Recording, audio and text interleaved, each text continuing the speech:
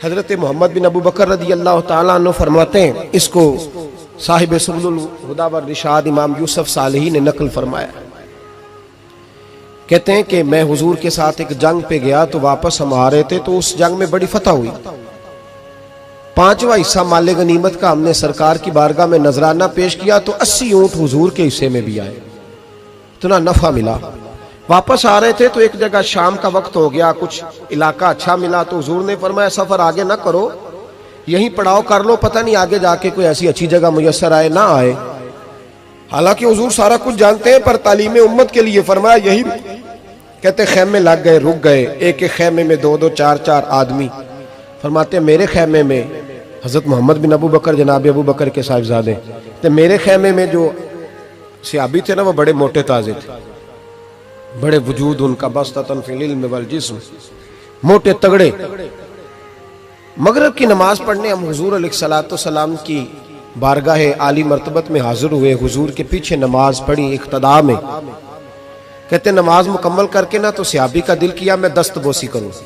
उस जमाने में लोग लकड़ी के जूते पहनते थे, खड़ाओं कहा जाता था। हुजूर के कदमैन शरीफैन पर नालैन मुकद्दस नहीं थे और हुजूर का वजूद ना बड़ा नाजुक था।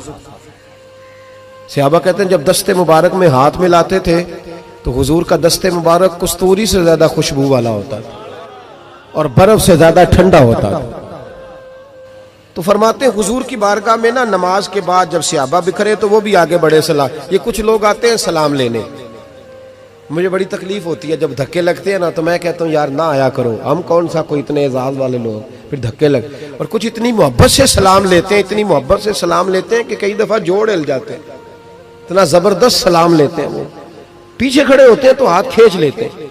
अब वो तबीयत भी नहीं चाहती कि किसी को कुछ कहा जाए, लेकिन वो बाद में महसूस होता है कि ये मोहब्बत हुई है और मोहब्बत में मामलात बड़े दूर निकल जाते हैं कई दफा।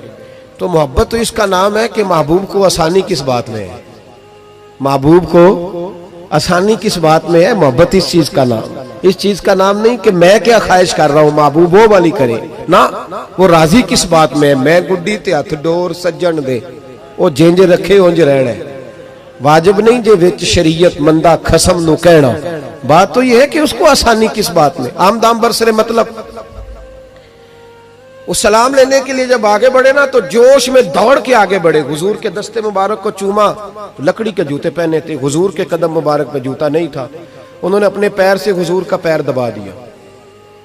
तो जो है मेरी बात पर, ये बाटा के जूते पहनने वाला जब किसी का पैर दबाता है ना और बंदा भी तगड़ा हो तो एक दफा समझ आती है कि किसी ने पैर दबाया है। तो महबूब के दस्ते मुबारक में छड़ी रहती थी, सुन्नत मुबारक है छड़ी रखना, आसा मुबारक। जब उस सहाबी ने पैर दबाया ना तो नबी पाक अब वो छोड़ भी नहीं रहे, देर हो गई, पैर पे पैर रख के खड़े। तो तकलीफ महसूस की सरकार ने, तो छड़ी पेट में चुभई, फरमाया यार मेरा पैर तो छोड़ दे।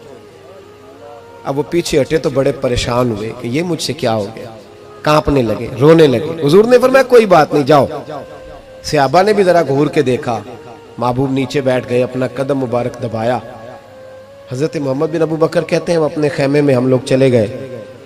इशा की नमाज भी हुजूर के पीछे पड़ी, पर वो सहाबी सारी रात सो नहीं सके। यार ये मुझसे क्या हो गया, गिरा जो उनकी निगाह से वो संभल नहीं सकता।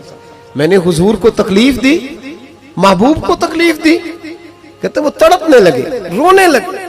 ये मुझ सारी रात मैं तसल्ली देता कि यार वो कोई ऐसी वैसी बात नहीं, अल्लाह ने हमारे महबूब को रहमत लिल आलमीन बनाया और हुजूर जानते हैं कि तूने जानबूझ के ऐसा नहीं किया। लेकिन वो अंदर का जो है ना वो माहौल, वो उनको सोने नहीं देता। कहते हैं सहरी का वक्त हुआ तहज्जुद का, तो सैयदना बिलाल हबशी आए, खेमे के बाहर खड़े हो, कहने लगे बंदा किधर है जिसने कल मगरिब के वक्त हुजूर का पैर दबाया, किधर है? कहते हैं अब तो वो और डरे और कहने लगे लगता है मेरी मुजम्मत में कुरान आ गया। महबूब की गैर इरादी बेअदबी भी अल्लाह को पसंद नहीं। कहा लगता है आयतें आ गई, पता नहीं मेरे बारे में क्या हुक्म आया होगा। आप अपने अब्बा से कह के मेरी सिफारिश कराएंगे, जनाब सिद्दीक अकबर से कहेंगे, कहीं ऐसा ना हो कि मेरी दुनिया भी जाए और आखिरत भी जाए। कहते तड़पते सिसकते दरे रसूल पे पहुंचे, सहरी का वक्त, हुजूर तशरीफ फरमा है। कहते अब मैं और वो मुंतजिर थे कि कोई ऐसा हुक्म आएगा पता नहीं क्या बनेगा और उस हुक्म के मामले में फिर कहां तक बात जाएगी। कुर्बान जाए, जब हुजूर के सामने खड़े हुए तो सारा कुछ जानने वाले महबूब ने अपनी उम्मत की तालीम के लिए फरमाया, भाई इशा के बाद ही तुझे बुलाने का इरादा हुआ था, फिर ख्याल आया कि तू कहीं सोया होगा, शहरी में लोग उठ जाते हैं तहज्जुद के लिए, इसलिए तुझे बुलाया है। फरमाते हैं अब इंतजार था कि वो बड़ी बात आए, डर रहे थे, लेकिन कुर्बान जाए नबी पाक ने पैर दबाने का जिक्र ही नहीं फरमाया। हुजूर फरमाने लगे बुलाया इसलिए है कि कल शाम मैंने तेरे पेट में छड़ी चबो दी थी, तुझे तकलीफ हुई होगी तो अल्लाह की रिजा के लिए माफ नहीं कर देता।